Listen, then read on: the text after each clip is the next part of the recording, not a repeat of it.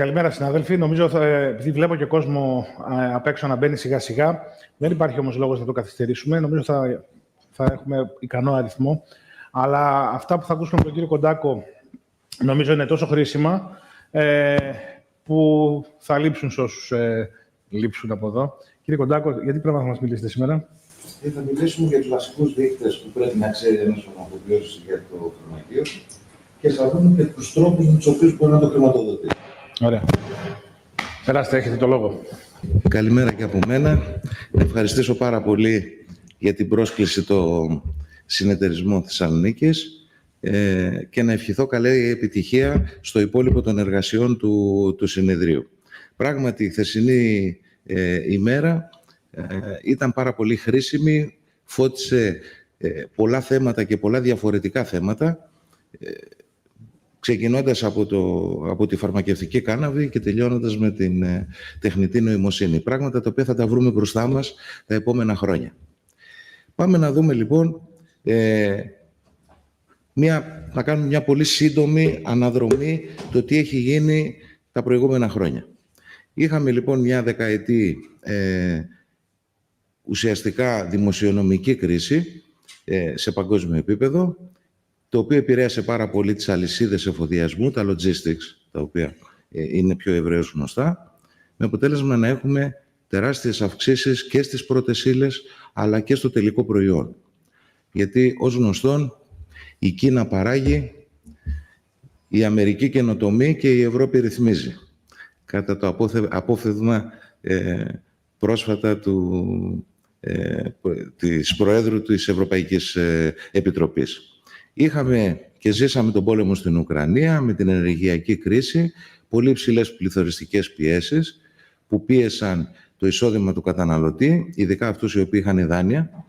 Η ελληνική οικονομία παρόλα αυτά είχε οριακή μεν, αλλά σημαντική αύξηση το 2022 και το 2023 από ό,τι φαίνεται θα κλείσει καλά.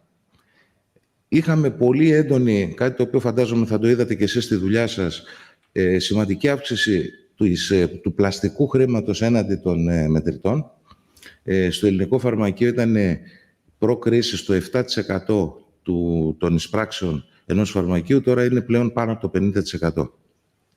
Έχουμε καινούργια εργαλεία απομακρυσμένης χρήσης, όπως είναι το Teams, όπως είναι το Google, όπως είναι το Google Meet, το Zoom, το Webex και το καθεξής. Και έχουμε πλέον και μία υιοθέτηση καινούριων πρωτοκόλων και πρακτικών. Πού συνίσταται αυτές? Συνίσταται στις επιπτώσεις οι οποίες υπήρχαν και οι ανάγκες οι οποίες εκ νέου δημιουργήθηκαν για σημαντικές αλλαγές σε εργασιακές σχέσεις. Πλέον έχουμε φτάσει σε ένα σημείο που δίνουμε υψηλούς μισθούς χωρίς να ξέρουμε αν θα μείνει ο εργαζόμενος ή όχι στο φαρμακείο. Είναι το νούμερο ένα πρόβλημα αυτή τη στιγμή το ελληνικό φαρμακείο. Δεν είμαι πολύ σίγουρος ότι η απόδοση του ανθρώπινου κεφαλαίου είναι αυτή που ήταν προκρίσεις, αλλά αυτό μένει να αποδειχτεί. Στη στρατηγική υπάρχουν δύο διαφορετικοί δρόμοι. Ή έχεις λίπος, έχεις μέγεθος, δηλαδή έχεις κεφάλαιο, έχεις οργάνωση, έχεις στελέχωση, ή έχεις ευελιξία, έχεις ταχύτητα. Επειδή το φαρμακείο από τη φύση του είναι μια μικρομεσαία επιχείρηση, η λογική του να πάω με μέγεθος είναι καταστροφική. Αυτό το οποίο χρειάζεται είναι να κινείται γρήγορα, να είναι ευέλικτο και να μπορεί να πιάνει τα μηνύματα των εποχών και να μεταβάλλεται, να εξελίσσεται όσο το δυνατόν πιο σύντομα. Άρα χρειαζόμαστε μεγαλύτερη νοοτροπία, καλύτερη νοοτροπία και μεγαλύτερη προσαρμοστικότητα στις αλλαγές. Έχουμε πολύ μεγάλη αλλαγή στη χρήση των πληροφοριακών συστημάτων. Πλέον το ERP σύστημα του φαρμακείου δεν είναι για να περνάμε μόνο τη συνταγή και να εκτελούμε τη συνταγή, αλλά είναι ένα εργαλείο πληροφοριακό management, να βλέπω τα νούμερά μου, να ξέρω με τι δουλεύω. Και βεβαίως έχουμε μια τεράστια ανατροπή στο παραδοσιακό σε σχέση με το digital marketing. Το παραδοσιακό νοείται για το χώρο του φαρμακείου, η βιτρίνα, η ρικλέτα, το φυλάδιο και ούτω καθεξής. Το digital είναι πλέον τα social media. Έχω και τη χαρά να είναι στην αίθουσα και τα δύο παιδιά τα οποία έχουν κάνει καταπληκτική δουλειά. Συγχαρητήρια και από εδώ. Σας τα είπα και έξω. Έχουμε πια πολύ μεγάλη αλλαγή στην σχέση και στην επικοινωνία του φαρμακείου με τους πελάτες. Να διευκρινίσω κάτι, γιατί πολλές φορές καλλιεργούμε μια πολύ υψηλή προσδοκία. Το ότι κάνω μια εκτεταμένη χρήση των μέσων, όπως είναι το Facebook, το Instagram, το TikTok και ούτω καθεξής, δεν σημαίνει ότι αυτό καταλήγει σε απόδειξη. Να το πούμε αυτό, να το ξεκαθαρίσουμε, γιατί πολλοί καλλιεργούν μια προσδοκία. Εντάξει, έκανα 5 βίντεο ή έκανα 20 παρουσίες, ας πούμε, άρα αυτό ξαφνικά θα έρθει ο καταναλωτής και θα πει «Όπου είσαστε ρε παιδιά τόσο καιρό, να έρθω να ψωνίσω από εσάς». Δεν ισχύει αυτό. Απλώς το χρειάζεσαι για αυτό το οποίο ονομάζουμε στο marketing brand awareness. Δηλαδή να σε βλέπουν, να σε θυμούνται, να λειτουργεί στο πίσω μέρος του μυαλού υπενθυμιστικά. Άρα, το γεγονός ότι κάνουμε κάποιες ενέργειες στα social media δεν σημαίνει ότι καταλήγει στην ταμιακή μας ή στο φορολογικό μας μηχανισμό. Το φαρμακείο, η αλήθεια είναι ότι απεδείχθη ο κροκόδιλας της αγοράς. Δηλαδή κατάφερε και προσαρμόστηκε, καταξιώθηκε σαν ένας θεσμός πρωτοβάθμιας υγείας. Ήταν το φαρμακείο το οποίο σήκωσε σε πάρα πολύ μεγάλο βαθμό την υγειονομική κρίση που έζησε η χώρα μας την περίοδο του COVID και ανταποκρίθηκε, και αυτό είναι κάτι το οποίο είναι ένα γεγονός αδιαφυσβήτητο και το οποίο το πιστώνουν όλοι οι παράγοντες πια, πολιτική, κοινωνική, οικονομική και ούτω καθεξής. Να δούμε λίγο τα βασικά μεγέθη του κλάδου. Στην αγορά υπάρχουν περίπου 10.800 φαρμακεία. Οι φαρμακαποθήκες είναι 136. Τα e-shops που είναι κατοχυρωμένα στο γεμί είναι 867. Εδώ θα μου επιτρέψετε να κάνω μια μικρή παρένθεση και να σας πω ότι από τα 867 φαρμακεία ουσιαστικά τα 14 φαρμακεία αντιπροσωπεύουν το 88% του τζίρου που γίνεται από τα e-shops. Έχουμε ένα φαινόμενο, δηλαδή με άλλα λόγια, κανιβαλισμού της αγοράς, και αυτό δημιουργεί και σοβαρά προβλήματα στο φυσικό σημείο, γιατί ο πελάτης του e-shop είναι πελάτης άπιστος, εντός εισαγωγικών. Τι εννοώ? Εννοώ ότι έρχεται και ψωνίζει από το e-shop όχι για λόγους διευκόλυνσης ή ταχύτητας, όπως συμβαίνει στην υπόλοιπη Ευρώπη, αλλά είναι πελάτης τιμής. 10 cents να βρει πιο φτηνά, θα πάει αλλού. Δεν τον κρατάς. Δηλαδή δεν είναι ένας πελάτης ο οποίος θα σου έρθει, θα σου ξανάρθει, θα σου ξανάρθει στο φαρμακείο και θα δημιουργήσει όλο αυτό το κύκλο ζωής του πελάτη. Οι μέσες πωλήσεις ανά φαρμακείο ανέρχονται σε περίπου 430.000 ευρώ ετησίως. Έχουμε τη μεγαλύτερη αναλογία στην Ευρώπη, κάτι και σε σχέση με τα φαρμακεία. Και οι εταιρικές μορφές οι οποίες έχουν επιλογή από τον κλάδο είναι ατομικές 37% του συνόλου των φαρμακείων, ομόρυθμες εταιρείες, κυρίως συστεγασμένα 55% και ετερόρυθμες 8%. Και έχουμε ένα πάρα πολύ μικρό ποσοστό ακόμα, παρότι ο νόμος το επιτρέπει, να είναι οίκε. Ίσως γιατί η οίκε, όπως πολύ καλά γνωρίζετε, είναι τρίτης κατηγορίας βιβλία, το οποίο σημαίνει ότι και το στυλό να μου χαλάσει και να θέλω να το πετάξω, πρέπει να το αποτυπώσω λογιστικά. Και πολλοί φαρμακοποιοί αυτό το πράγμα το αποφεύγουν. Οι λιανικές πωλήσεις στα φαρμακεία ανέρχονται σε 5.200 εκατομμύρια ετησίως. Το φάρμακο μαζί με τα OTC αντιπροσωπεύει περίπου το 81% των πωλήσεων. Τα καλλιτικά το 5,8%, βιταμίνες συμπληρώματα το 7,2% και το λοιπό παραφάρμακο, πρώτες βοήθειες, βρεφικό, γυναικεία υγιεινή, πόδι και ούτω καθεξής. Οι άλλες 16 κατηγορίες του φαρμακείου αντιπροσωπεύουν το 6%. Το 2023 παρατηρήθηκε μία πτώση στην αγορά του καλλιτικού. Ένας λόγος που ενδεχομένως να ισχύει αυτό είναι ότι υπάρχει πάρα πολλοί κόσμος, είναι γύρω στους 300.000 εργαζόμενους, οι οποίοι δουλεύουν από το σπίτι τους, είτε στον ιδιωτικό τομέα είτε στο δημόσιο τομέα, ή εργάζονται κανονικά 2-3 μέρες την εβδομάδα στην εταιρεία τους και τις άλλες 1-2 μέρες δουλεύουν από το σπίτι. Άρα αυτό σημαίνει λιγότερες ανάγκες προσωπικής περιποίησης και φροντίδας. Είναι ο άλλος με τη φόρμα και το σοτσάκι του και κάνει τη δουλειά από το σπίτι. Τι πρέπει να παρακολουθώ στο φαρμακείο μου για να μπορώ να έχω μια γενική εικόνα? Προφανώς δεν θα γίνετε οικονομολόγοι, αλλά τουλάχιστον να ξέρετε κάποιες βασικές αρχές πώς να διοικείτε ένα φαρμακείο και πώς να καταλαβαίνετε τι γίνεται. Ένα φαρμακείο, λοιπόν, οι δείκτες που πρέπει να παρακολουθήσω χωρίζονται σε 4 διαφορετικές κατηγορίες. Οι δείκτες των πωλήσεών σας, οι δείκτες που αναπτύσσουν το φαρμακείο, οι δείκτες βιωσιμότητας και οι χρηματοοικονομικές σας δείκτες. Πάμε να τους δούμε έναν. Σε ό,τι αφορά τους δείκτες πωλήσεων, θα πρέπει να παρακολουθούμε τις πωλήσεις ανά οίκο, ανά product mix, δηλαδή το μείγμα των πωλήσεων, και την κυκλοφοριακή ταχύτητα, που είναι ένας πάρα πολύ σημαντικός δείκτης για το φαρμακείο.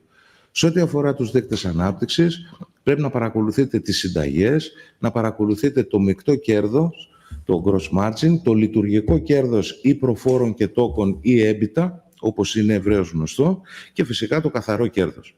Μου έχει τύχει πάρα πολλές φορές σε συναντήσεις και συνομιλίες με φαρμακοποιούς, σε πηγαδάκια, ρωτάει ένας τον άλλον πόσο δουλεύεις, τόσο %, άλλα εννοεί ο ένας, άλλο ο άλλος. Ο ένας μιλάει για markup, ο άλλος μιλάει για μεικτό κέρδος, ο άλλος μιλάει για EBITDA, ο άλλος για καθαρό. Μια ασυνεννοησία. Εδώ πρέπει να υπάρξει, δηλαδή καθίστε, διαβάστε, δεν είναι τίποτα, 5 πραγματάκια είναι, να καταλαβαίνετε λίγο τις διαφορές μεταξύ αυτών. Θα προσπαθήσω και εγώ σήμερα να σας τα πω όσο γίνεται πιο απλά. Υπάρχουν μετά οι δείκτες βιωσιμότητας που χαρακτηρίζουν δηλαδή τη βιωσιμότητα του φαρμακείου. Πρέπει να ξέρετε ποιο είναι το νεκρό σημείο. Νεκρό σημείο παντού. Δηλαδή από το πόσο μου κοστίζει, πόσους πωλήσεις πρέπει να μου φέρνει ένας νέος υπάλληλος που προσέλαβα, από το πόσες πωλήσεις παραπάνω πρέπει να κάνω εάν μου ζητήσει ο ιδιοκτήτης αύξηση του ενοικίου. Ποιο είναι οι ελάχιστες πωλήσεις που πρέπει να κάνω για να μπορώ να βγαίνω στα έξοδά μου. Πρέπει να ξέρουμε λοιπόν τι αγοράζουμε ανά ημέρα για να δομούμε την εμπορική στρατηγική και βεβαίως να ξέρουμε όταν βάζουμε το κλειδί στην πόρτα πόσο κοστίζει το φαρμακείο μας, είτε δουλέψουμε είτε δεν δουλέψουμε. Και βέβαια να προσδιορίσουμε ποιο είναι το ελάχιστο κεφάλαιο κίνησης που χρειαζόμαστε. Τέλος, πρέπει να βλέπουμε τους χρηματοοικονομικούς δείκτες, δηλαδή αν υπάρχει δανεισμός, θα τα πούμε πιο αναλυτικά, να έχουμε ένα αρχείο ταμιακών ροών, το cash flow που λέμε, να παρακολουθούμε το rebate και να το αποτυπώνουμε για να ξέρουμε τι μας γίνεται και βεβαίως να βλέπουμε τη σχέση μετρητών και πιστώσεων. Σε επίπεδο οίκων, μία μάρκα δεν μπορεί να είναι καλή σε όλα τα προϊόντα της. Όταν έχει ένα κωδικολόγιο 200 κωδικούς ή 500 κωδικούς που έχουν άλλες εταιρείες, προφανώς ο καλύτερος τρόπος για να το παρακολουθήσετε είναι να το κάνετε φραγκοδίφραγκα. Τι εννοώ? Σε μια εταιρεία, παραδείγματος χάρη καλλιτικών, θα μπορείτε να δείτε τον καθαρισμό, την ενυδάτωση, την αντιγύρανση, το αντιλιακό προσώπου, σώματος, παιδικό, βρεφικό και ούτω καθεξής, για να δείτε πού είναι καλύτερος. Εδώ λοιπόν στο παράδειγμά μας, είναι από πραγματικό φαρμακείο, βλέπουμε ότι η μάρκα Α είναι πάρα πολύ καλή στην αντιγύρανση, έχει δηλαδή πολύ καλή απόδοση στην αντιγύρανση, και η μάρκα Β είναι πολύ καλύτερη στην ενυδάτωση και στο αντιλιακό. Άρα, με αυτό το matrix, με αυτό το πίνακα, μπορείτε να κάνετε διαπραγματεύσεις με τους προμηθευτές σας, ούτως ώστε να αριστοποιήσετε την απόδοση του φαρμακείου σας. Να ξέρετε δηλαδή πού ακριβώς πρέπει να εστιάσετε στο κομμάτι της διαπραγμάτευσης των αγορών σας. Αντιστοίχως, ήθελα να σας δείξω αυτή τη διαφάνεια για να σας δείξω για άλλη μια φορά την αξία του εργαστηρίου στο φαρμακείο. Δεν έχουν όλοι εργαστήριο.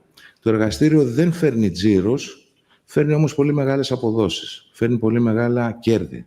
Γιατί κατά μέσο όρο δουλεύει με μια κερδοφορία της τάξης του 70-72%.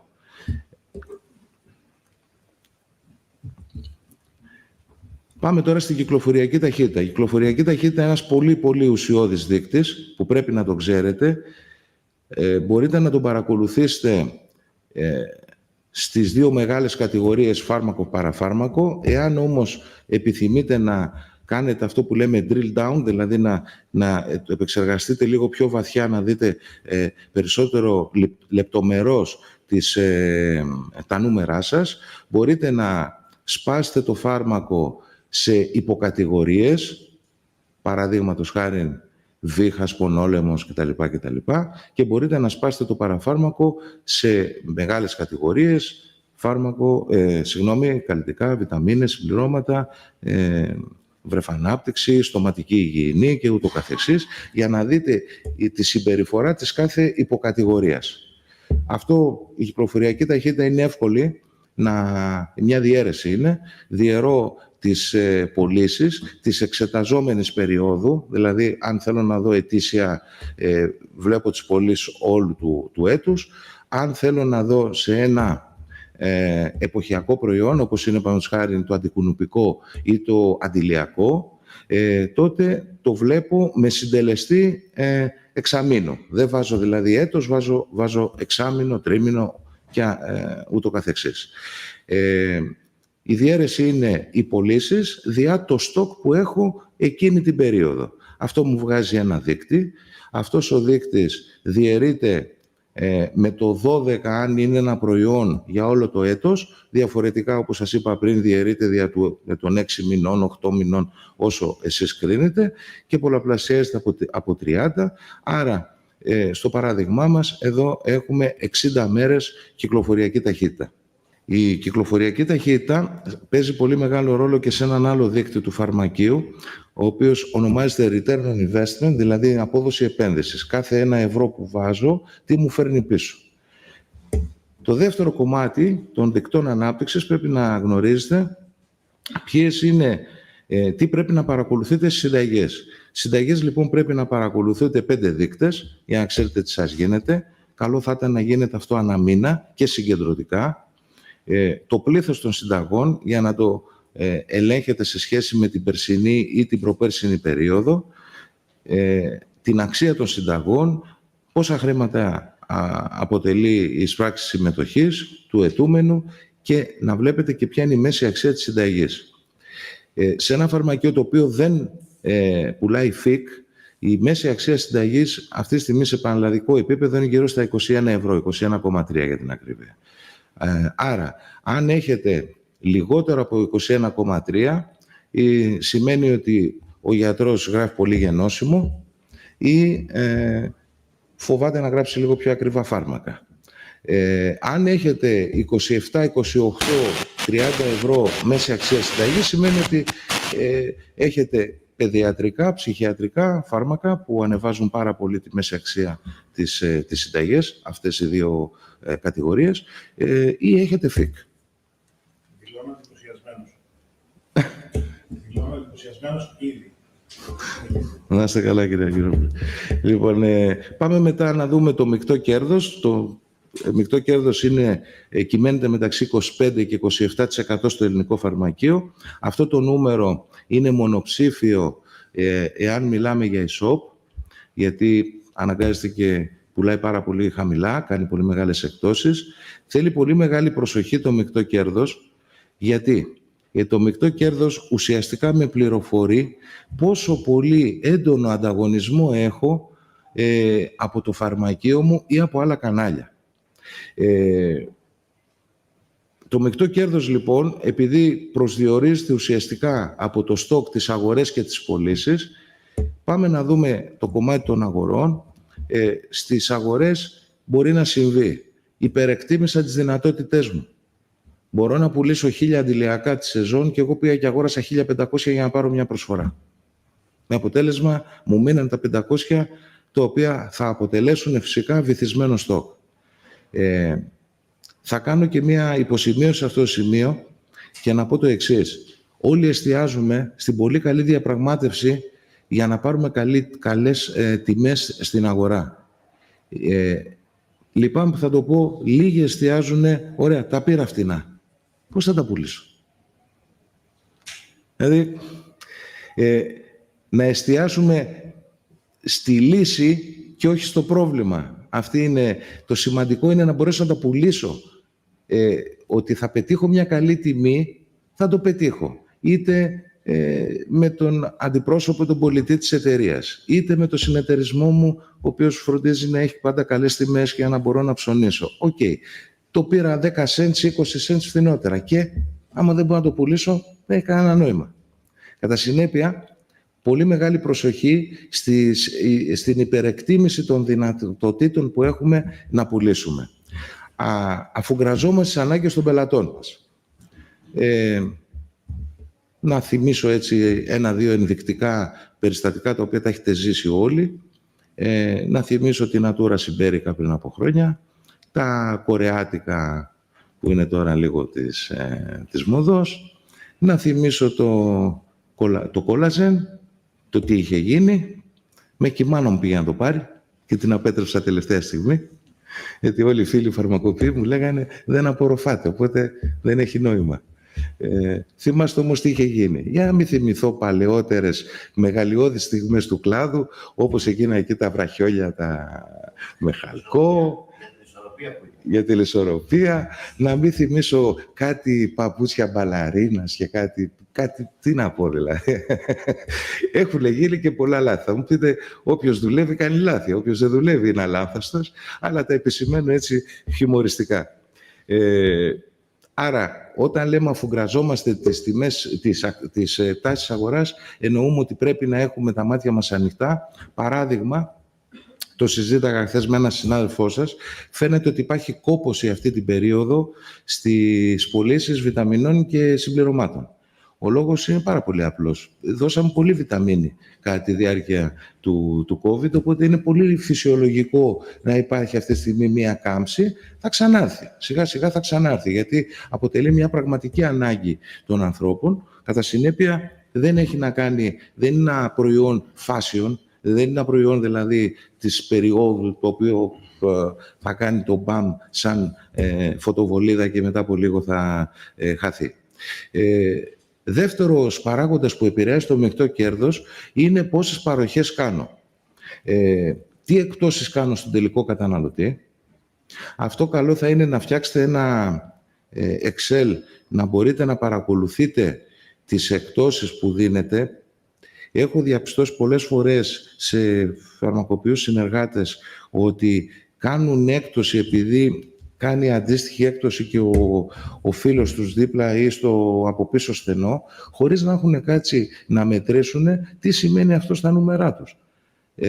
Γενικότερα να ξέρετε ότι με τις εκπτώσεις επί του προϊόντος και συνυπολογίζοντας όλες τις εκπτώσεις του προμηθευτή, ακόμα και το year-end bonus, η απόδοση, εάν είναι κάτω από 10%, αυτό που μένει τελικά, είναι ένα νούμερο το οποίο είναι απαγορευτικό για το φαρμακείο σας, γιατί δεν θα μπορέσει να πληρώσει τόσο χαμηλό μεικτό κέρδος το φως, νερό, τηλέφωνο, μισθοδοσίες, ίκα, ψίκα, τα λοιπά λειτουργικά έξοδα.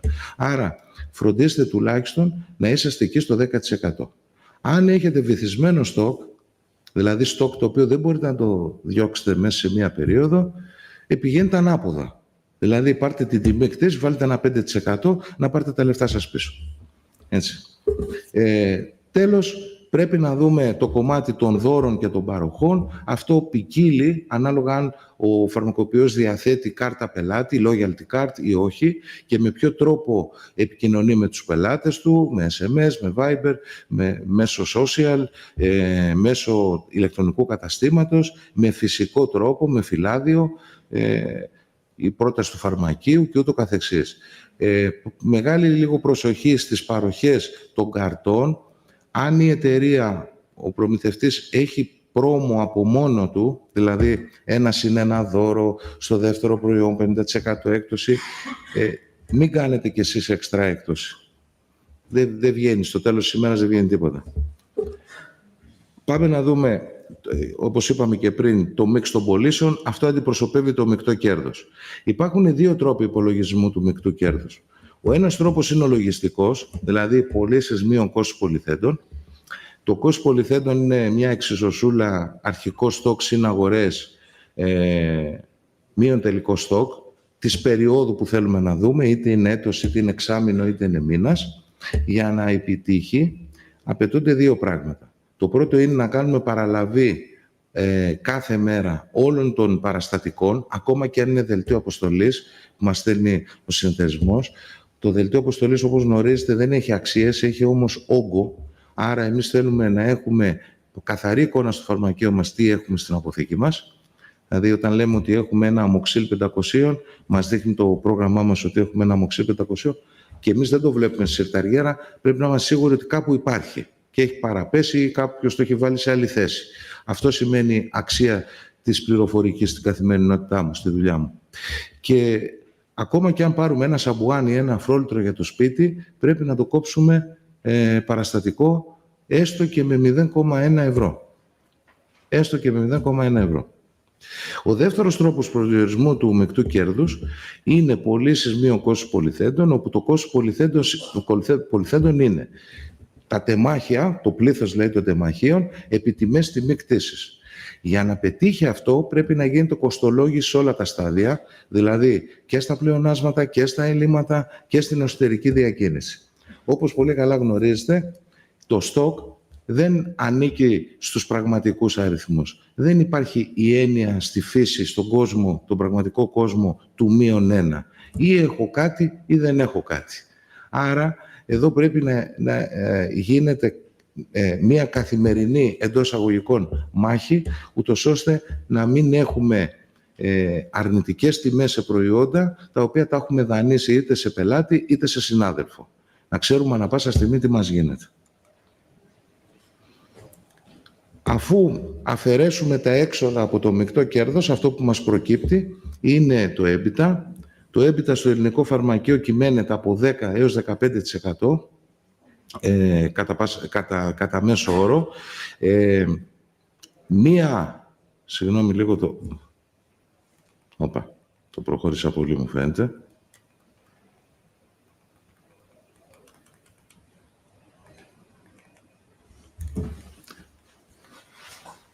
Ένα λεπτάκι, γιατί πατάω αριστερά και πηγαίνει πίσω.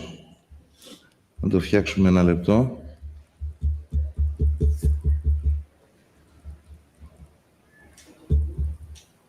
Εδώ είμαστε. Ωραία. Συγγνώμη για το τεχνικό λάθος. Έλεγα λοιπόν ότι το EBITDA σε ένα φαρμακείο το οποίο είναι σε ανάπτυξη, αναπτύσσεται, είναι περίπου στο 10%, ένα φαρμακείο εδραιωμένο και σε μεγάλο βαθμό οργανωμένο, δουλεύει εκεί 12 με 15%. Το έχετε έτσι σαν τέτοιο στο μυαλό σας. Ουσιαστικά, εδώ είναι ό,τι μπορεί ο φαρμακοποιός να επηρεάσει. Από εκεί και πέρα μπαίνει το κράτος με τη φορολογία και μπαίνουν οι τράπεζες αν υπάρχει δανεισμός για να πληρωθούν οι τόκοι. Και αφαιρούνται οι αποσβέσεις, εάν πρόκειται για ομόρυθμοι, ετερόρυθμοι, είναι τα μερίσματα των εταίρων, ό,τι μείνει από όλο αυτό είναι το καθαρό κέρδος στην τσέπη μας. Εδώ θα σας πρότεινα να ακολουθήσετε τον κανόνα του 1/3. Δηλαδή, 1/3 να το πάρετε να το φάτε στραγάλια, το λέω αστειευόμενος, για προσωπική χρήση. 1/3 κρατήστε το στην άκρη για κεφάλαιο κίνησης, για μια δύσκολη στιγμή, και το 1/3 επενδύστε το πάνω στο φαρμακείο σας. Είναι ένας κανόνας που έχω δει εμπειρικά όλα αυτά τα χρόνια ότι δουλεύει. Πάμε να δούμε λοιπόν το νεκρό σημείο. Είναι εκείνο το σημείο το οποίο ένα φαρμακείο δεν κερδίζει, δεν χάνει. Ο υπολογισμός του είναι πάλι μια διαίρεση. Σας έχω πρίξει λίγο με τις διαιρέσεις σήμερα, μου φαίνεται. Είναι στον αριθμητή βάζουμε το σύνολο των λειτουργικών εξόδων και στον παρανομαστή βάζουμε το ποσοστό του μεικτού κέρδους. Άρα αντιλαμβάνεστε ότι αν το μεικτό μας κέρδος είναι υψηλό, αυτό σημαίνει ότι το νεκρό σημείο θα είναι πολύ καλύτερο. Αν το μεικτό κέρδος είναι πολύ χαμηλό, αυτό σημαίνει ότι το νεκρό σημείο θα είναι πολύ υψηλότερο και ίσως μη διαχειρίσιμο. Γι' αυτό και έχει πολύ μεγάλη σημασία το μεικτό κέρδος. Αυτό λοιπόν, όπως είπα και πριν, το νεκρό σημείο μπορεί να το υπολογίσετε παντού. Από το ενίκαιο, τη μισθοδοσία, το σύνολο, ακόμα και αν έχετε διακριτά τμήματα μέσα στο φαρμακείο, παραδείγματος χάριν έχετε μία αισθητικό η οποία πουλάει καλλιτικά, να ξέρετε ποιο είναι το νεκρό σημείο του τμήματος καλλιτικών. Να έχετε δηλαδή μια καθαρή εικόνα πόσο πρέπει να κάνετε για να βγάλετε τα έξοδά σας. Εδώ λοιπόν πρέπει να ξέρετε τις αγορές ανά ημέρα, κατά μέσο όρο φυσικά. Εννοείται ότι τις ημέρες που έχουμε την προηγουμένη της εφημερίας ή της διανυκτέρευσης αναγκαστικά φορτώνουμε. Τις ημέρες που δεν έχουμε πολύ δουλειά, δηλαδή αν τη Δευτέρα είμαστε κλειστά το απόγευμα, δεν έχει νόημα να φορτώσουμε τόσο πολύ την Παρασκευή. Και πρέπει να φορτώσουμε τη Δευτέρα για Τρίτη, για να μπορούμε να καλύψουμε τη ζήτηση, επειδή όπως ξέρετε Δευτέρα και Τετάρτη συνήθως οι Έλληνες πηγαίνουν στους γιατρούς τους, άρα πηγαίνουν σε συνταγογραφικά κέντρα, άρα αναμένονται συνταγές. Τα έξοδα ανά ημέρα, τι μου κοστίζει η λειτουργία μου, είτε δουλέψω είτε όχι. Πάμε στο δείκτη γενικής ρευστότητας. Θα σας πω 3 δείκτες, γενική, ταμειακή και ειδική ρευστότητα, και οι 3 είναι πάρα πολύ χρήσιμοι. Αυτό είναι πάλι μια διαιρεσούλα. Βάζουμε στον αριθμητή το στόκ της απαιτήσεις. Απαιτήσεις σημαίνει ΕΟΠ στην πραγματικότητα, ή αν έχουμε χρήματα που μας κοστάνε οι πελάτες. Συν τι χρήματα έχω, προσοχή, σαν επιχείρηση, όχι τι χρήματα έχω στο σπίτι μου, να τα ξεχωρίσουμε αυτά, το πορτοφόλι του σπιτιού με το πορτοφόλι του φαρμακείου μας, και το διαιρούμε με τις βραχυχρόνιες υποχρεώσεις, τις επιταγές ή τους ανοιχτούς λογαριασμούς που έχουμε έναντι προμηθευτών. Αν από τη διαίρεση προκύψει μικρότερο του 1, αυτό σημαίνει ότι το φαρμακείο έχει πολύ σημαντικό πρόβλημα αφαιρεγγιότητας. Η επιθυμητή τιμή είναι γύρω στο 1,5, μεταξύ μάλλον 1,5 και 3. Αν τώρα το αποτέλεσμα είναι πάνω από 3, αυτό σημαίνει ότι το φαρμακείο έχει πάρα πολύ κακό στόκ, έχει βυθισμένο στόκ. Έχει τίποτα παπούτσια, τίποτα άλλα προϊόντα, τα οποία συνήθως είναι οι πρώτοι υποψήφοι για να δημιουργήσουν κακό στόκ στο φαρμακείο. Δεύτερος δείκτης είναι η ταμειακή ρευστότητα. Αυτό είναι μια πολύ γρήγορη φωτογραφία της στιγμής για να δείτε πόσο γρήγορα μπορείτε να καλύψετε τις υποχρεώσεις σας, και προκύπτει από τα πόσα λεφτά έχω σήμερα, το διαιρώ με τις υποχρεώσεις που έχω το επόμενο διάστημα. Αν αυτό είναι μεγαλύτερο του 1, που είναι σπάνια περίπτωση, τότε σημαίνει ότι είμαι σε πάρα πολύ καλό επίπεδο. Αν είμαι μεταξύ 0,5 και 1, επίσης είμαι πολύ καλά. Όσο πάμε προς το 0, σημαίνει ότι έχω πρόβλημα. Τέλος, να δούμε την ειδική ρευστότητα. Η ειδική ρευστότητα είναι πάλι μια διαίρεση. Είναι οι απαιτήσεις που έχω από τον ΕΟΠ, από τους πελάτες, συν τα χρήματα που διαθέτω, στον παρανομαστή της βραχυχρόνιας υποχρεώσης μου. Ο υπολογισμός επιβάλλεται σε φαρμακεία με πολύ χαμηλή κυκλοφοριακή ταχύτητα, με αποτέλεσμα ουσιαστικά τι κάνουμε. Κάνουμε μικρό αριθμό πωλήσεων έναντι πολύ υψηλού αντιτίμου. Με άλλα λόγια, να το πω έτσι λίγο λαϊκά, και με λεφτά στην πραγματικότητα. Η τιμή αυτού του αριθμοδείκτη, αν είναι μεγαλύτερη του 1, κρίνεται ιδιαίτερα ικανοποιητική. Άρα, η γενική ρευστότητα έχει να κάνει με το δανεισμό, αν υπάρχει, τις ταμειακές ροές του φαρμακείου. Να ξεκαθαρίσω εδώ ότι οι ταμειακές ροές, το cash flow, όπως το λένε οι Αγγλοσάξονες, είναι πολυονυμική συνάρτηση, δεν είναι γραμμική, δεν είναι μια ευθεία γραμμή. Το Γενάρη μπορεί να είμαι πολύ κάτω, το Φλεβάρι να είμαι πάνω, το Μάρτιο αντιστοίχως να είμαι ακόμα καλύτερα, τον Απρίλιο να είμαι κάτω, σίγουρα τον Αύγουστο, εκτός αν είμαι σε τουριστική περιοχή, η ταμειακή μου ροή είναι στο πολύ χαμηλό του σημείο, όπως επίσης και σε χαμηλό σημείο είναι το Δεκέμβρη, γιατί έχω να πληρώσω μισθοδοσίες, διπλά δώρα, όλα διπλά. Εντάξει. Άρα, μη σας προβληματίζει αν ένα μήνα έχω 100 ευρώ στο σιρτάρι μου, τον άλλο μήνα έχω 200 και τον τρίτο μήνα έχω 50. Απλώς να προσέχετε να έχετε να είσαστε πάντα πάνω από το νεκρό σημείο σας. Αυτό είναι η συμβουλή μου και ένα μικρό μυστικό. Τσεκάρετε λίγο τη σχέση μετρητών σε σχέση με τα επιπιστώσει. Στην ελληνική αγορά αυτή η αναλογία είναι 60% σήμερα ΕΟΠΗ των εισπράξεων του φαρμακείου, 40% είναι μετρητής. Όσο περισσότερο αυτή η σχέση αλλάζει υπέρ του μετρητής, τόσο καλύτερη ρευστότητα έχετε στο φαρμακείο σας και αισθάνεστε πολύ πιο άνετα. Το πρόβλημα είναι πάντα τα έσοδα και όχι τα έξοδα. Επικεντρωθείτε σε ενέργειες οι οποίες φέρουν περισσότερο χρήματα στο ταμείο σας, κάντε marketing, κάντε εκπαίδευση στο προσωπικό σας, φτιάξτε μια ομάδα η οποία να μπορεί να φέρνει αποτελέσματα στο φαρμακείο σας, αντί να μετράτε πώς θα κόψω τη συνδρομή του ίντερνετ, τα 60 ευρώ να τα κάνω 55. Δεν θα μας σώσει αυτό. Πώς παρακολουθώ τους δείκτες του φαρμακείου μου? Με 3 τρόπους. Το σύστημα που έχω, το μπορολογιστικό, το Enterprise Program, δηλαδή το πρόγραμμα του φαρμακείου μου, από το λογιστή μου, από το σύμβουλό μου, από πού αντλώ γνώση. Η γνώση αντλείται από τα σεμινάρια, από προσωπική μελέτη, από εκδηλώσεις στο φιλόξενο χώρο του Πόρτο Παλάς και τα συνέδρια, από τα forums, από τα blogs, από τα websites. Θέλω να κάνω κάποιες επενδύσεις. Οι επενδύσεις αυτές μπορεί να είναι σε αγορά φαρμακείου, να μετακινηθώ,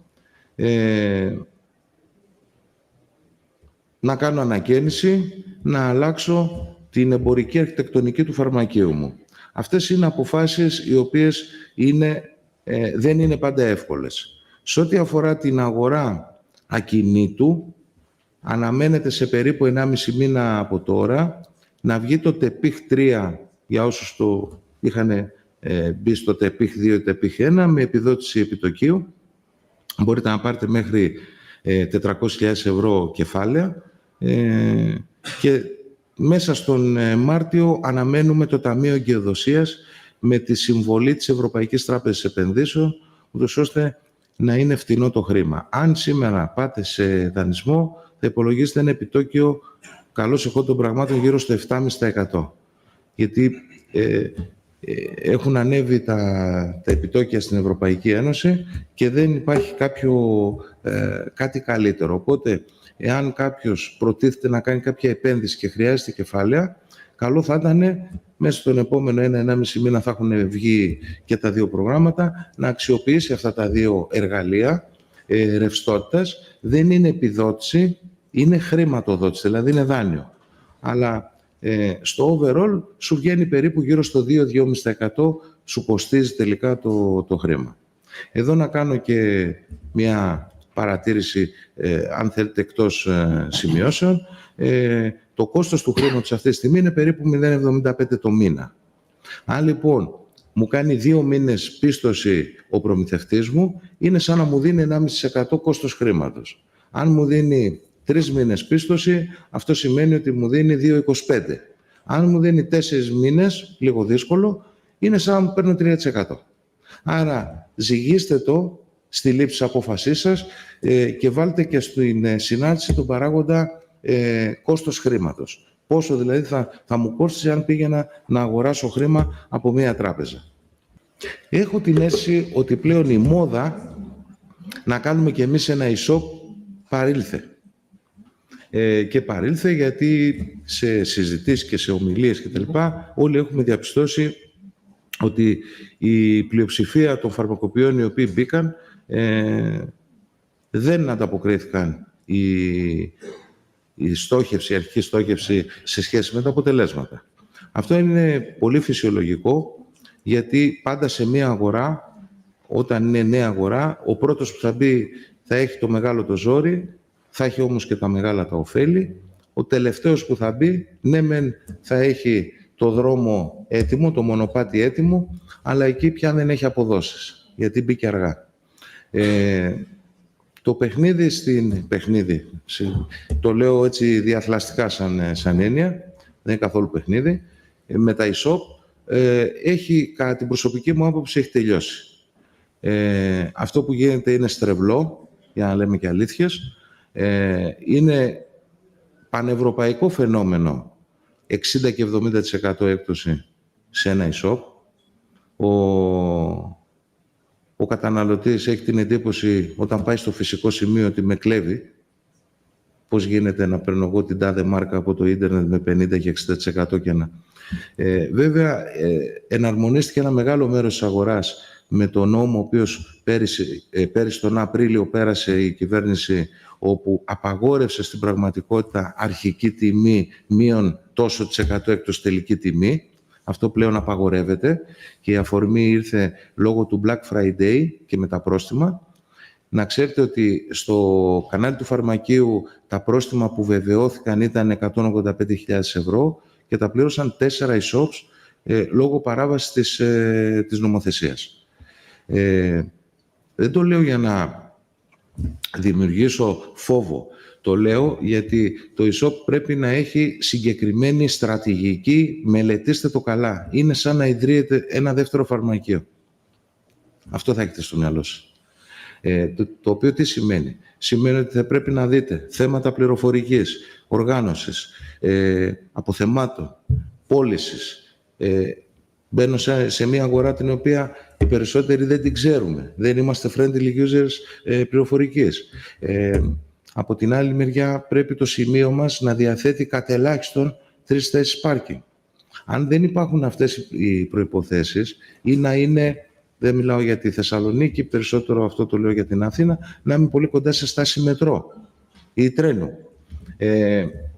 Ο καταναλωτής δεν μπορεί να ψάχνει μία ώρα να βρει να παρκάρει για να έρθει να παραλάβει το προϊόν. Άρα σκεφτείτε το 2 και 3 φορές τα χρήματα που θα ρίξετε, τι return έχουν, τι απόδοση έχουν. Αυτό το λέω χωρίς να θέλω να σας αποτρέψω φυσικά, έτσι. Να δούμε λιγάκι τους τρόπους που μπορώ να χρηματοδοτηθώ. Είναι προφανώς από ίδια κεφάλαια, από δράση του ΕΣΠΑ, από τραπεζικά ιδρύματα, από περιφερειακά προγράμματα και από το Ταμείο Ανάκαμψης. Εδώ είναι χοντρικά τα κεφάλαια από το Ταμείο Ανάκαμψης. Η πράσινη μετάβαση είναι στα 4,9 δις, όλο το budget μέχρι το 2028. Ο ψηφιακός μετασχηματισμός είναι 2,6 δις, η εξωστρέφεια 3,2 δις, ανάπτυξη οικονομιών κλίμακας 0,7 δις και η καινοτομία 1,3 δις. Όπως αντιλαμβάνεστε, η στρατηγική της Ευρωπαϊκής Ένωσης είναι ουσιαστικά 3 πράγματα. Πράσινη μετάβαση, ψηφιακός μετασχηματισμός, εξωστρέφεια. Αυτοί είναι οι 3 άξονες οι οποίοι θα κινηθούν όλα τα προγράμματα και του Ταμείου Ανάκαμψης αλλά και του ΕΣΠΑ. Το 2024 πρόκειται να ανακοινωθούν νέα προγράμματα για τον κλάδο του λιανικού εμπορίου. Υπάρχει ένα πρόγραμμα το οποίο τρέχει τώρα, το οποίο είναι για υποσύσταση εταιρείες, στο οποίο εντάσσονται γιατροί, μηχανικοί, οικονομολόγοι, λογιστές, γεωπόνοι, όλα τα επιστημονικά επαγγέλματα εκτός των φαρμακοποιών, γιατί μας θεωρούν ότι είμαστε σημείο λιανικής πόλης και δεν κάνουμε επιστημονικό έργο. Οπότε είμαστε εκτός από το συγκεκριμένο πρόγραμμα που τρέχει αυτή την περίοδο. Την περασμένη εβδομάδα ανακοινώθηκε το εξοικονομώ για επιχειρήσεις. Είναι ένα υποσύνολο του συνόλου του προγράμματος. Ουσιαστικά δίνει 20.000 για μικρές επιχειρήσεις χωρίς να ζητάει κάποιο ελάχιστο αριθμό προσωπικού και 25 για μεσαίες επιχειρήσεις. Τι επιδοτεί? Επιδοτεί αντλίες θερμότητας, ηλιακούς θερμοσύφωνες, συσκευές μέτρησης καταναλυσκόμενης ενέργειας και λοιπές παρεμβάσεις βάζοντας ενεργειακά καλύτερο εξοπλισμό για να μειώσει το περιβαλλοντολογικό αποτύπωμα του φαρμακείου μας. Είναι ακόμα ενεργός ο βασικός ψηφιακός μετασχηματισμός. Καλύπτει σερβερ, υπολογιστές, πολυμηχανήματα, δεδομένες καλωδιώσεις, software, CRM, Customer Relationship Management, δηλαδή software για να παρακολουθείτε τους πελάτες σας. Έχει 2 περιορισμούς. Ο πρώτος περιορισμός είναι να έχετε μία κλεισμένη διαχειριστική χρήση και να έχετε 3 άτομα προσωπικό. Το ύψος της ενίσχυσης ξεκινάει από 18 και κλείνει στις 30.000 με επιδότηση 50%. Υπήρχε ένα πρόγραμμα το οποίο έκλεισε, αναμένεται ο δεύτερος κύκλος, τον οποίο από ό,τι είδαμε το προτίμησαν πάρα πολύ τα φαρμακεία. Λέγεται πράσινη παραγωγική επένδυση, δράση 2, επιδοτεί κτηριακά, ανακαίνιση του φαρμακείου, εξοπλισμό. Στον εξοπλισμό περνάνε μέχρι και τα ρομπότ, branding, μισθολογικό κόστος νέων εργαζομένων. Περιορισμοί, μία κλεισμένη διαχειριστική χρήση, 2 άτομα προσωπικό. Το ύψος της ενίσχυσης ξεκινάει από 30.000 και πηγαίνει μέχρι 200 και η επιδότηση είναι 40% και αν κάνει κάποιος δαπάνες πράσινες, το 40% γίνεται 50%. Σας ευχαριστώ πάρα πολύ για τη συμμετοχή και για το ενδιαφέρον. Εμείς ευχαριστούμε πάρα πολύ, κύριε Κοντάκο. Ναι. Ακούγομαι. Υπάρχουν ερωτήσεις? Να κάτσω. Εδώ θα σας ρωτήσω κάτι τώρα. Ευχαριστούμε πάρα πολύ καταρχήν. Ήταν εξαιρετικά ενδιαφέροντα. Δήλωσα εντυπωσιασμένος στην αρχή, γιατί δεν είχα ξανακούσει από κάποιο σύμβουλο επιχειρήσεων, από αυτούς που συνήθως ακούμε στα δικά μας συνέδρια, να έχει εντρυφήσει τόσο πολύ στο κομμάτι του φαρμακείου. Ήξερα ότι ασχολείστε με τη συμβουλευτική φαρμακείων. Είχα διαβάσει το ρεζουμέ σας και τη δραστηριότητα της εταιρείας σας, αλλά δεν περίμενα ότι θα τα λέγατε με τέτοιο τρόπο που θα έδειχνε το βάθος στο οποίο είστε γνώστης του αντικειμένου του χώρου μας. Να είστε καλά. Έχουμε ένα πρόβλημα. Θα έχετε πάρα πολλές ερωτήσεις. Θέλετε να τις απαντήσετε όρθιος ή καθιστός? Δεν με πειράζει. Ό,τι αγαπάτε εσείς, όπως νιώθετε καλύτερα. Ώστε, καλύτερα. Ξεκινάω. Ποιος θέλει πρώτος, εσείς? Μισό λεπτό θα σας έρθει το μικρόφωνο για να ακούγεστε. Με αφορμή την αναφορά σας στη ΣΥΚΕ, ήθελα να πω μια παρατήρηση ότι οποιαδήποτε επιχειρηματική αναβάθμιση του φαρμακείου δεν γίνεται, θα πρέπει να προηγείται σαφώς μια αναβαθμισμένη λογιστική απεικόνιση του φαρμακείου. Κανένας από τους δείκτες που αναφέρατε, δηλαδή δείκτες πωλήσεων, δείκτες ανάπτυξης, δεν μπορεί να εφαρμοστεί αυτή τη στιγμή στη μορφή της ατομικής επιχείρησης. Η ατομική επιχείρηση του φαρμακείου δεν διαφέρει, φέρει μάλλον τις ίδιες αμαρτίες και τις νοοτροπίες που φέρει και η ατομική επιχείρηση στην Ελλάδα. Δηλαδή, μπορεί να υπάρχει μια πολύ μικρή φοροδιαφυγή, μπορεί να μην υπάρχει λογιστική απεικόνιση της αξίας της αποθήκης, ας πούμε. Αν υπάρχουν αυτά τα δύο, ας πούμε, τα μικρά παραδείγματα που σας είπα, δεν μπορεί να εξαχθεί σαφές και αποτέλεσμα στους δείκτες που να απεικονίζει την πραγματικότητα. Μπορεί να βγει, αλλά θα απεικονίζει κάτι άλλο. Άρα, συνεπώς, επειδή αναφέρεται και το θέμα, το παράδειγμα του στυλού στη ΣΥΚΕ, νομίζω ότι το θέμα δεν είναι η ευελιξία. Η ευελιξία, μια χαρά ο διαχειριστής κάνει ό,τι θα κάνει και στην ατομική επιχείρηση. Απλά θα ήθελα λίγο να το σχολιάσετε αυτό που είπα. Κοιτάξτε, θα σας πω την προσωπική μου άποψη. Ή και κάνεις στις εξής περιπτώσεις. Πρώτη περίπτωση, έχει συνέτερο, όταν συνεταιρίζεσαι, το νούμερο ένα που πρέπει να υπάρχει είναι το αίσθημα της εμπιστοσύνης, η οποία να αποτυπώνεται και στα χαρτιά. Νούμερο 2, προτίθεμαι να πουλήσω το φαρμακείο μου. Εάν είμαι οίκε, είναι πολύ ξεκάθαρο.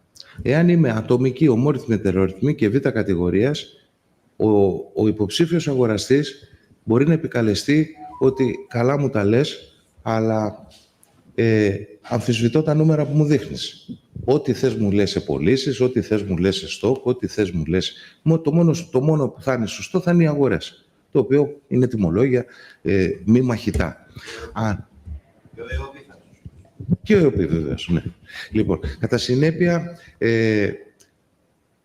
η ΙΚΕ δεν είμαι γενικά εναντίον των ΙΚΕ. Απλώς οι ΙΚΕ απαιτούν μια πειθαρχία από τη μεριά μας. Δεν είμαι σίγουρος ότι όλοι μπορούν να το ακολουθήσουν. Έτσι. Και ταυτόχρονα, για να τα λέμε και όλα, βάζεις την εφορία μες στα πόδια σου. Σκέφτεται το γι' αυτό.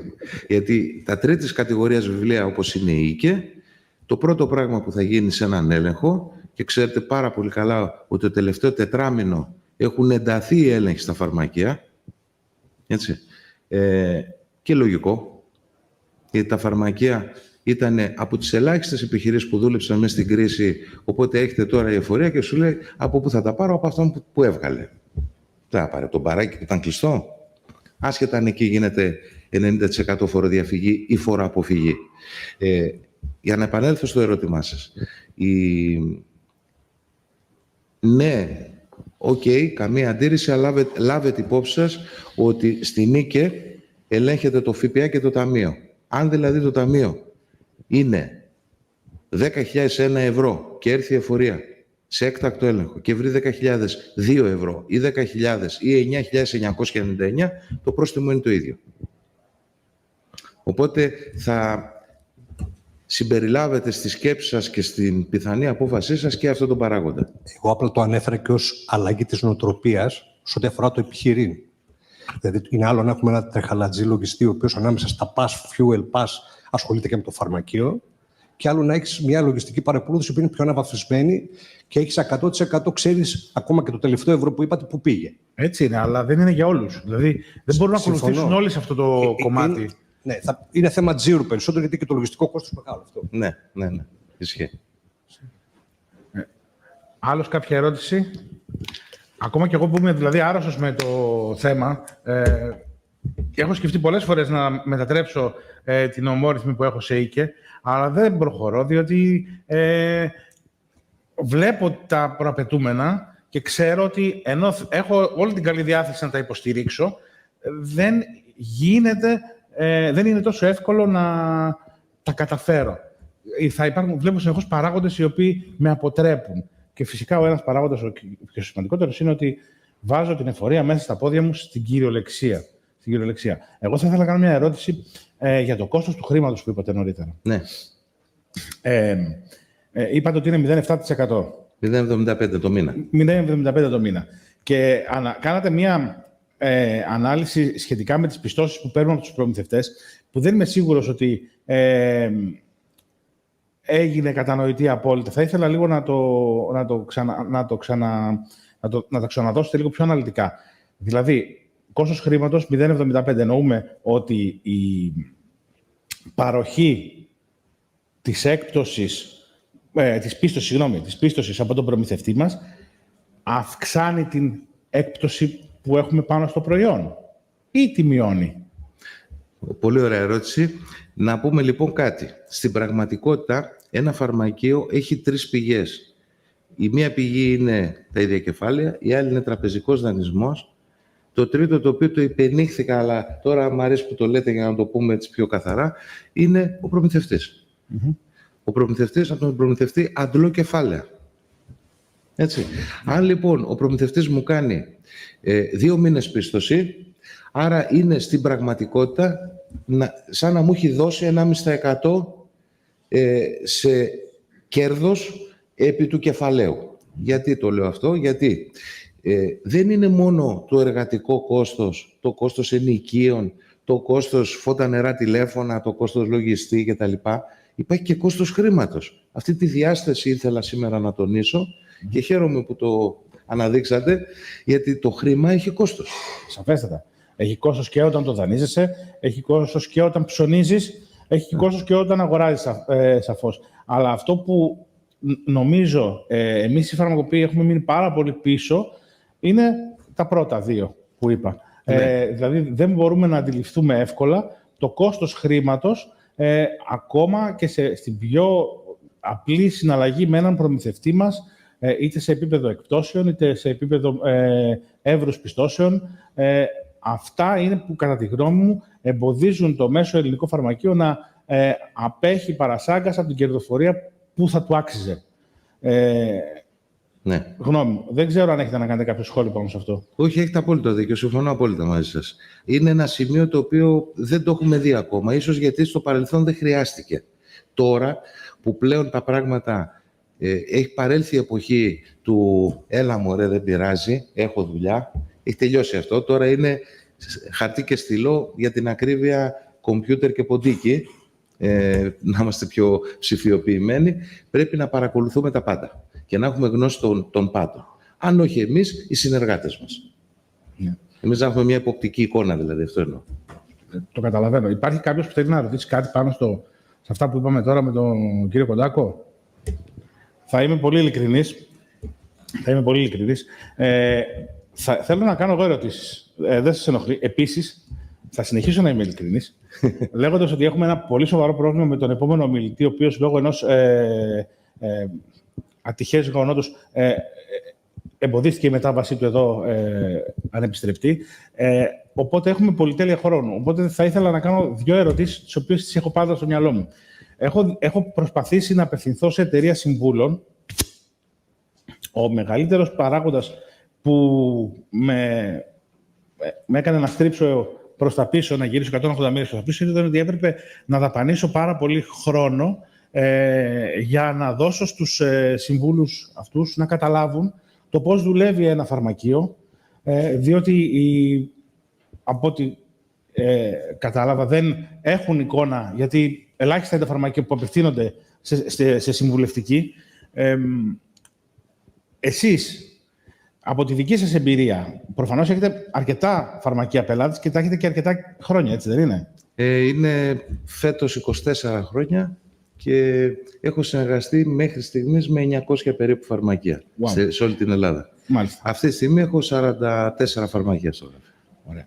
Είναι προαπαιτούμενο πλέον η συνεργασία με έναν σύμβουλο επιχειρήσεων, όπως ας πούμε μπαίνουν πάρα πολλά πράγματα στη ζωή μας. Μπαίνει η τιμολόγηση μέσω παρόχου, που είναι κάτι που μας το φοράνε, όπως μπήκαν τα POS, όπως μπήκαν ένα κάρο κόστη, τα οποία τα παίρνουμε σε ετήσιο βάθος. Όπως είναι οι τράπεζες που άρχισαν να μας χρεώνουν πράγματα τα οποία πέρσι δεν μας τα χρεώνανε. Πιστεύετε ότι θα είναι από εδώ και στο εξής αυτό το κόστος μιας συμβουλευτικής μέσα στα προαπαιτούμενα για τη σωστή λειτουργία ενός φαρμακείου? Κοιτάξτε, ή μπορεί και ένα φαρμακείο να τα καταφέρει και μόνο του? Αυτό εξαρτάται από τις ανάγκες του κάθε φαρμακείου και μπορεί να γίνει με 2 τρόπους. Ο ένας τρόπος είναι κατά αποκοπή, συγκεκριμένο έργο για συγκεκριμένο διάστημα. Το άλλο είναι με διάρκεια. Εγώ θα χρησιμοποιούσα, αν μου επιτρέπετε, ένα άλλο ρήμα. Δεν θα το έλεγα κόστος, θα το έλεγα επένδυση. Γιατί στην πραγματικότητα αυτό το οποίο κάνει ο φαρμακοποιός, επειδή το γνωρίζουμε όλοι, μην τα ξαναλέμε, σπουδάζετε στη φαρμακευτική και καλείστε να διοικήσετε μια επιχείρηση, είναι να έχετε βασικές γνώσεις διοίκησης επιχειρήσεων. Είναι ένα πρόβλημα το οποίο ξεκινάει από το πανεπιστήμιο και συνεχίζεται μετά. Ξέρω ότι γίνονται σοβαρές προσπάθειες. Στην Πάτρα έχουν γίνει εδώ και 6-7 χρόνια. Τώρα η Αθήνα κάτι κάνει από ό,τι μαθαίνω. Γενικά είναι μια αδυναμία. Είναι όντως μια αδυναμία. Όπου μέχρι τώρα ο κάθε φαρμακοποιός πήγαινε με το ταλέντο του, με την ικανότητά του, με τον τρόπο σκέψης του κτλ. Αυτό είναι θέμα του κάθε ενός πώς το βλέπει. Σίγουρα το να έχεις μια επαγγελματική βοήθεια είναι θετικό. Δεν το συζητάω. Έτσι. Αλλά εξαρτάται από το κάθε φαρμακείο τι στόχευση έχει, τι θέλει να κάνει. Ίσως ο φόβος που νιώθει ο κάθε φαρμακοποιός, ο οποίος σκέφτεται ή όχι να απευθυνθεί σε μια συμβουλευτική εταιρεία ή ακόμα πιο απλά να αναπτύξει συνεργασία με έναν πιο έμπειρο λογιστή, ένα πιο καλό λογιστή, να το πω διαφορετικά, είναι ότι θα αναγκαστεί να πει ότι εγώ από αυτό το μαγαζί τραβάω περισσότερο χρήμα προς τη δική μου τσέπη από όσο θα έπρεπε να τραβάω και δεν αφήνω μέσα στο μαγαζί κεφάλαιο. Αυτό είναι ένας παράγοντας ο οποίος νομίζω πρέπει σιγά σιγά να το σταματήσουμε εμείς οι φαρμακοποιοί, γιατί νομίζω ότι θα βρεθούν άνθρωποι που θα εκμεταλλευτούν και θα πατήσουν πάνω σε αυτό, γιατί το ξέρουν όλοι στην αγορά. Το ξέρουν όλοι στην αγορά. Από τους προμηθευτές μας μέχρι και αυτούς που μας κυβερνάνε. Νομίζω πρέπει να σταματήσουμε να έχουμε αυτή την νοοτροπία και να καταλάβουμε ότι η τσέπη η δική μας δεν έχει καμία σχέση με το σιρτάρι του ταμείου και δεν επικοινωνούν με κανέναν τρόπο, μόνο μετά από ελέγχους και αποτελέσματα. Αυτά τα αποτελέσματα κάθε πότε πρέπει να τα κάνει ένα μέσο φαρμακείο? Κάθε μήνα? Κάθε μήνα, ναι. Κάθε μήνα και να κάνει ένα review ανατρίμηνο. Για να κάνει ένα rebudgeting, δηλαδή να φτιάχνει ένα budget ετήσιο, κάθε 3 μήνες οφείλει να επικαιροποιεί τον προϋπολογισμό του. Είναι όμως ασφαλές να πούμε ότι ένα φαρμακείο κλείνει ταμείο ημέρας, κλείνει ταμείο μηνός μπορούμε να πούμε ότι ένα 10% από την εισπράξη, είτε είναι μετρητής, είτε είναι μέσω POS και όχι η ΕΟΠΗ, ένα 10% από την εισπράξη μπορεί με ασφάλεια να το πάρει στην τσέπη του. Ναι, θα το προσέγγιζα λίγο διαφορετικά. Οι περισσότεροι φαρμακοποιοί δεν προβλέπουν μισθό για τον εαυτό τους παρότι εργάζονται στο φαρμακείο τους. Δεν προβλέπεται από την νομοθεσία όμως. Όχι. Εξολογιστικά το λέω. Δεν το λέω λογιστικά. Πρακτικά, business. Το πρώτο βήμα νομίζω ότι είναι ότι θα πρέπει να προσδιορίσετε ένα μισθό τον οποίο θεωρείτε ότι αν δεν εργαζόσαστε, δεν είχατε το φαρμακείο και πηγαίνατε στο φαρμακείο του τάδε, τι χρήματα θα λαμβάνετε. Δεν έχει σημασία αν αυτά τα χρήματα θα τα τραβήξετε ή όχι από το σιρτάρι, μπορεί να τα αφήσετε και μέσα. Αλλά στο πίσω μέρος του μυαλός θα ξέρετε ότι αυτά ανήκουν για την εργασία μου, για αυτές τις 8-10 ώρες που τρώω στο φαρμακείο καθημερινά, για το άγχος μου, δεν πάω κοιμηθώ το βράδυ και ούτω καθεξής. Άρα, πρώτο βήμα είναι βγάλτε μισθό στον εαυτό σας. Ναι, βέβαια, θα πρέπει να ρωτήσω και τη γυναίκα μου, αν της αρέσει ο μισθός μου, που έχω σκεφτεί για τον εαυτό μου, γιατί μπορεί να έχει ενστάσεις. Δεν ξέρω, κάποια άλλη ερώτηση από το κοινό υπάρχει, έχει γεννηθεί κάποιο ερώτημα? Ναι, κύριε Σιδραγάλο. Καλημέρα. Καλημέρα σας. Και συγχαρητήρια για την παρουσίαση. Να είστε καλά. Ήταν πολύ κατατοπιστική. Μιλήσατε για φοροδιαφυγή και φοροαποφυγή. Θα ήθελα να πείτε την ακριβώς διαφορά. Ναι, εντάξει, κοιτάξτε, όταν δεν χτυπάω απόδειξη καθόλου, αυτό είναι φοροαποφυγή. Όταν έχω τον πελάτη ο οποίος με ζαλίζει να του κάνω έκπτωση και εγώ επειδή κάτι πρέπει να κόψω, του κόβω το παπούτσι στο 6% ή του κόβω μικρότερο, αυτό είναι φοροδιάφυγη. Δεν ξέρω αν σας το απάντησα το παράδειγμα. Ο κύριος εδώ έχει μια ερώτηση. Κάτι είπατε κάποια στιγμή για λίπος η ευελιξία, όχι με το μέγεθος, αλλά γρήγορη. Συγγνώμη, δεν σας άκουσα καλά. Πιο κοντά το μικρόφωνο, κύριε. Ναι, στην αρχή της ομιλίας μιλήσατε για λίπος ή ευελιξία και είπατε όχι με μέγεθος, αλλά με γρήγορη... Με γρήγορη ταχύτητα, με προσαρμοστικότητα, Μπορείτε να αναλύσετε λίγο αυτό?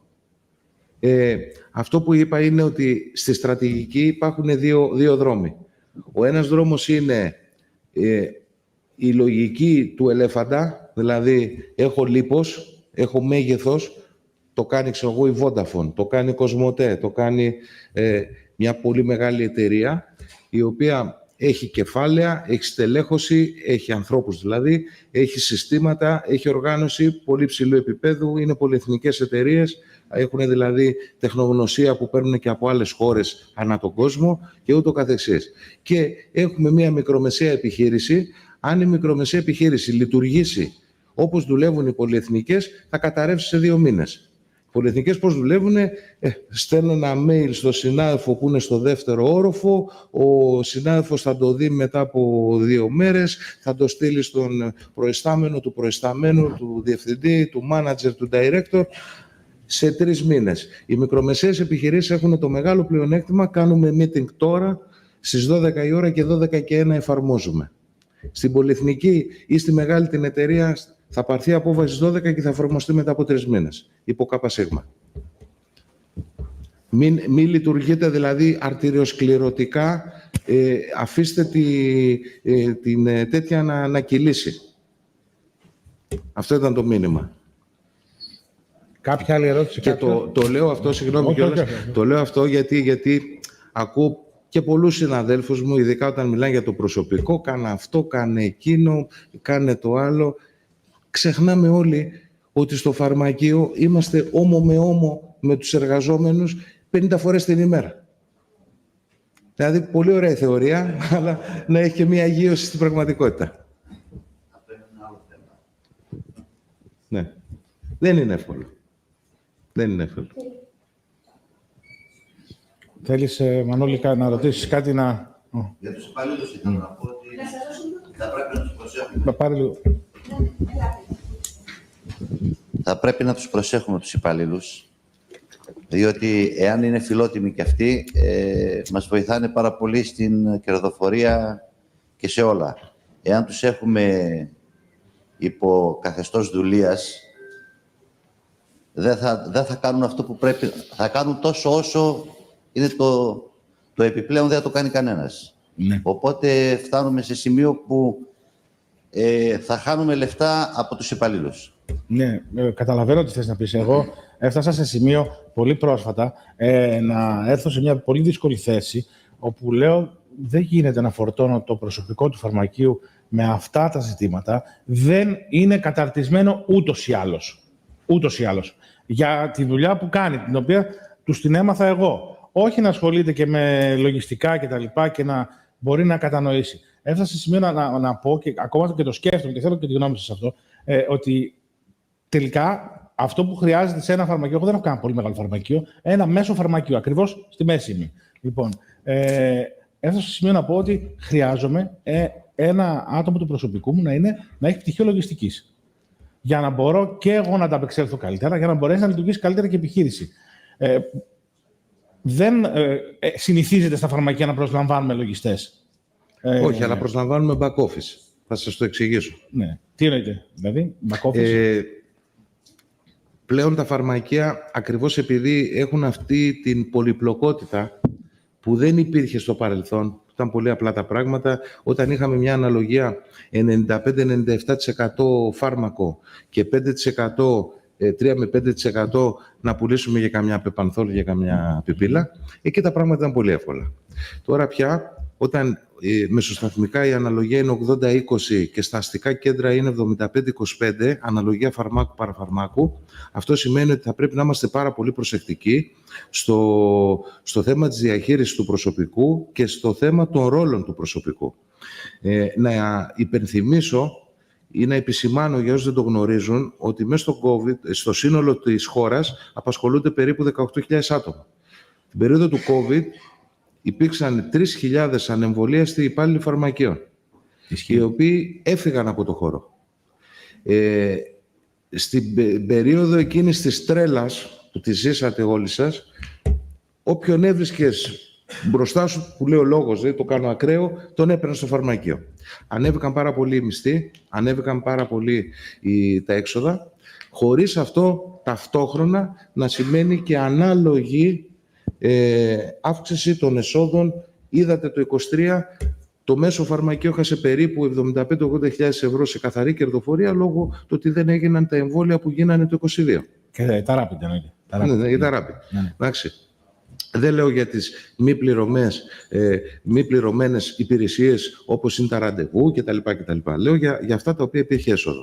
Κατά συνέπεια, αυτό θέλει λίγο προσοχή στο μείγμα της μισθοδοσίας, να μην δημιουργήσεις με τον παλιό ή με τον καινούριο, να δημιουργήσεις κακή νοοτροπία. Δεν μπορεί δηλαδή υπάλληλος των 10 ετών να παίρνει 1.200 ευρώ βοηθός και να παίρνουμε καινούριο βοηθό με 1.150. Όχι βέβαια. Θέλει μια ισορροπία αυτό το πράγμα, να μην διαταραχτούν πράγματα μέσα στη ροή του φαρμακείου. Το μισθολογικό κόστος γενικότερα, αν μου επιτρέπετε να σας δώσω ένα δείκτη, πρέπει να μην υπερβαίνει σε ένα φαρμακείο το οποίο αναπτύσσεται το 12% των εξόδων και σε ένα φαρμακείο το οποίο είναι εδραιωμένο το 10% του συνόλου των πωλήσεων, επί των πωλήσεων. Δηλαδή, αν κάνω 100 χιλιάρικα, οι μισθοδοσίες μου δεν πρέπει να υπερβαίνουν τα 10-12 χιλιάρικα. Ναι. Υπάρχει κάποιος άλλος που θέλει να ρωτήσει κάτι? Ο κύριος Ευθυμιάδης. Εγώ μια δήλωση θέλω να κάνω κλείνοντας, γιατί καταλαβαίνω θα τελειώσει λίγο η μιλία. Συνεργαζόμαστε με τον Γιάννη τον τελευταίο 1,5 χρόνο. Είμαστε από το φαρμακείο 7 Ευθυμιάδου Ταχταλίδου. Και το 2023 η συνεργασία μας με τον Γιάννη ήταν η καλύτερη επένδυση που κάναμε. Και θέλω και έτσι δημόσια να τον ευχαριστήσω και συγχαρητήρια για την πολύ ωραία μιλία σου. Ευχαριστώ πάρα πολύ, Χριστό. Να είσαι καλά. Ευχαριστώ. Και... Ναι. Να μην ξεπερνάει το μισθολογικό κόστος. Ναι. Εγώ συμπερασματικά και κλείνοντας θα ήθελα να πω ότι, όπως είπε και ο κύριος Κοντάκος, εκπαιδευτήκαμε στα πανεπιστήμια για κάτι τελείως διαφορετικό από το κομμάτι που αφορά στο business του φαρμακείου. και στην επιχειρηματικότητα και στο πώς να διαχειριστούμε έστω και απλά λογιστικά θέματα. Όλα αυτά τα μάθαμε στην πορεία. Και τα μαθαίνουμε είτε αποσπασματικά, ο καθένας όμως στο επίπεδο στο οποίο ενδιαφέρεται από μόνος του να ψαχτεί. Οι βοηθοί μας, στην καλύτερη περίπτωση, έχουν πάρει την βασική εκπαίδευση που προσφέρουν οι σχολές, είτε οι δημόσιες είτε οι ιδιωτικές, που και αυτή απέχει όσο απέχει η δική μας εκπαίδευση από αυτό το κομμάτι που είδατε. Από την πραγματικότητα δηλαδή, και των βοηθών μας η εκπαίδευση απέχει και από αυτό που χρειάζεται ένα πραγματικό φαρμακείο. Συμπερασματικά λοιπόν, και επαναλαμβάνω, κάτι που το λέω συχνά, το είπα και χθες, η εξειδίκευση και η διαρκής εκπαίδευση είναι μονόδρομος για τα πάντα. Για να μπορέσουμε εμείς να επιβιώσουμε, θα πρέπει να επαγρυπνούμε και να προσπαθούμε να αυτοβελτιωνόμαστε, να ψάχνουμε, να ξεδιαλύνουμε ποιο είναι το καλύτερο κομμάτι εκπαίδευσης, εξειδίκευσης που μπορούμε να πάρουμε. Μη σταματάτε καθόλου όσο χρονών κι αν είστε. Πρόσφατα γράφτηκα και τελειώνω ένα πρόγραμμα εξειδίκευσης στο ΕΚΠΑ online και ψάχνω ήδη το επόμενο. Ήθελα να κάνω κάτι άλλο, αλλά θα πάω μάλλον σε κάτι που έχει να κάνει με λογιστική. Βλέπω τα ελαττώματά μου. Ανοίχτε τα μάτια σας που τα βλέπετε ήδη. Μην φοβάστε να παραδεχτείτε τις αδυναμίες σας. Στον εαυτό σας θα τις παραδεχτείτε, όχι σε κανέναν άλλον. Η παραδοχή των αδυναμιών σας θα πρέπει να σας οδηγήσει σε μια εσωτερική αναζήτηση μιας λύσης για να καταπολεμήσετε τον κίνδυνο που έρχεται, γιατί επειδή αλλάζουν τα πράγματα πάρα πολύ γρήγορα, οι επιχειρήσεις αλλάζουν, το φαρμακείο δεν γίνεται να παραμείνει μια επιχείρηση που δούλευε με παλιούς κανόνες. Θα αλλάξει και αυτό. Δεν γίνεται αυτό το τρένο να το χάσουμε, γιατί θα χάσουμε το φαρμακείο μας. Ευχαριστώ πάρα πολύ, κύριε Κοντάκο. Εγώ σας ευχαριστώ. Νομίζω ήταν εξαιρετική. Ευχαριστώ πάρα πολύ. Ευχαριστώ.